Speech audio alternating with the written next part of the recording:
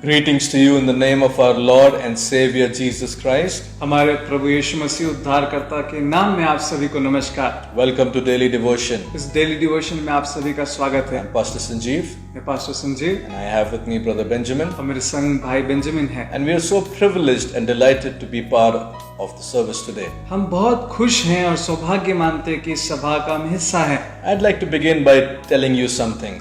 और इस बात को कहकर मैं शुरू करना चाहूंगा। If you quit trying to please everybody around you, अगर अपने आसपास के लोगों को आप खुश करने में अगर समय बिताना अगर रोक देंगे, you will see आप देख पाएंगे God using you in a greater dimension. परमेश्वर आपको बेहतर रीति से इस्तेमाल करने लगा है। Hope you got that. शायद आप समझ गए होंगे।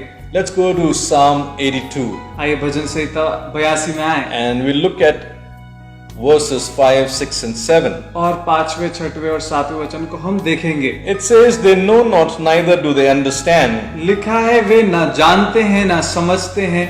They walk in darkness and the foundations of the earth are out of their course. और वे अंधकार में चलते हैं और देखो कि पृथ्वी की नींव हिल चुकी है। Now I was trying to understand मैं समझने का प्रयास कर रहा था whom is this being spoken of, किसके विषय में ये कहा गया है। and what I understood और was जो मैं समझा this is being spoken of the church. कि ये तो कलीसिया के विषय कहा गया है। When the church does not know its identity जब कलीसिया अपनी पहचान को नहीं जानती or has forgotten its identity, और अपनी पहचान को या भूल गई है, even though they are sons of light, जबकि वो ज्योति के संतान है, even though they are the light of the world, कि वो जगत की ज्योति है, but because the understanding of the scripture is not with them, लेकिन वचन की समझ उनके पास नहीं है। the foundations of the earth are out of their place because the church is walking in darkness. और इस पृथ्वी की नींव हिल चुकी है क्योंकि कलीसिया अंधकार में चल रही है। Now God had given the church the authority परमेश्वर ने कलीसिया को ये अधिकार दिए हैं to rule and have dominion over this earth. कि वो राज्य करे और इसको अपने वश में रखे। But when the church is walking in darkness, लेकिन कलीसिया अगर अंधकार में चल रही you है, will see what is being happening for the past 1.5 years, आप देखेंगे वे बातों को जो हम 1.5 साल से देखते आ रहे and हैं, maybe even worse. और शायद से और बेकार।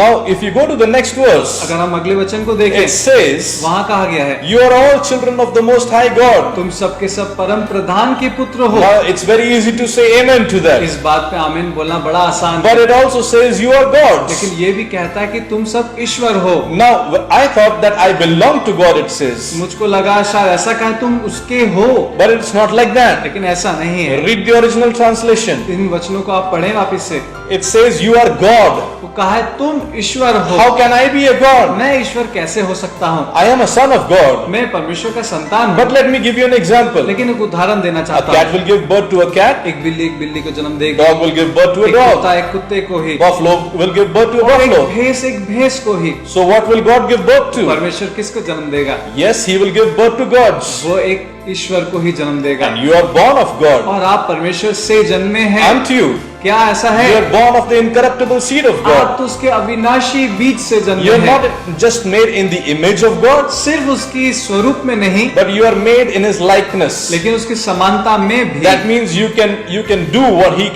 He has done. इसका मतलब जो उसने किया है वे बातों करने की काबिलियत आती है। Jesus said, यीशु ने कहा, if you have seen me, अगर तुमने मुझे you've देखा seen है, the Father. तुमने पिता को देखा है। So your spirit man just looks like Him, आपका जो भीतरी मनुष्यत्व है उसके समान दिखता है, but you can also work like Him लेकिन आप उसके जैसे कार्य भी कर सकते because He's हैं given you the mind of क्योंकि Christ. उसने मसीह का मन आपको दिया You are है। an heir and a co-heir with Jesus and the Father.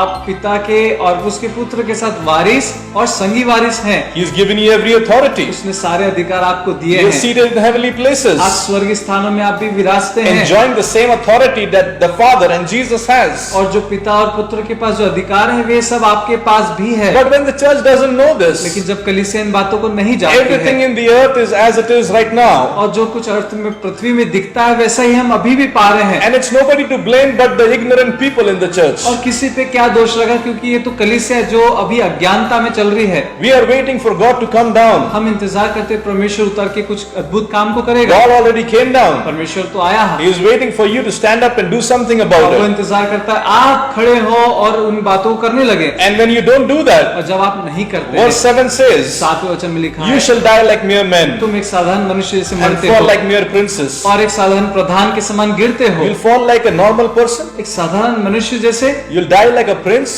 और एक मरते हो साधारण मनुष्य Well, और the गिरते Bible हो। says where the word of a king is, there is power. वचन कहता जहाँ राजा का शब्द होता है वहाँ सामर्थ The होती Bible है। says you shall have what you speak. वचन कहता जो तुम कहोगे वो तुम्हारे लिए होगा। So are we speaking death or are we speaking life? क्या हम मृत्यु बोल रहे हैं या जीवन बोल रहे Are you हैं? speaking your mind or are you speaking the word of क्या God? अपना मन बोल रहे हैं या परमेश्वर का वचन बोलते हैं? You see, when you speak the word, जब आप वचनों को बोलते हैं, when you repeat what God has already spoken, जब उन बातों को दोहराते जो प्रभु कह the चुका है, Holy Ghost unctions on it, पवित्र आत्मा का अभिषेक उस पर होता and है you can bring great results around you. और आप बहुत ही अद्भुत और बेहतर परिणाम को ला सकते I हैं। pray मेरी as you प्रार्थना है, meditate on these words, जैसे इन वचनों पे मनन the Holy करेंगे, Ghost will open the eyes of your understanding पवित्र आत्मा आपकी समझ की उन आंखों को और and ज्योतिर्मय reveal करेगा to you many more things. और गहरी और अद्भुत बातों का आप पे Be प्रकट blessed today करेगा। with these इस scriptures. वचनों से आशीष पाएं May you आप। love God, serve God all the days of your परमेश्वर से life. प्रेम और उसकी सेवा जीवन भर करते रहे। Goodbye for now. हमारी ओर से आप सभी को गुड बाय।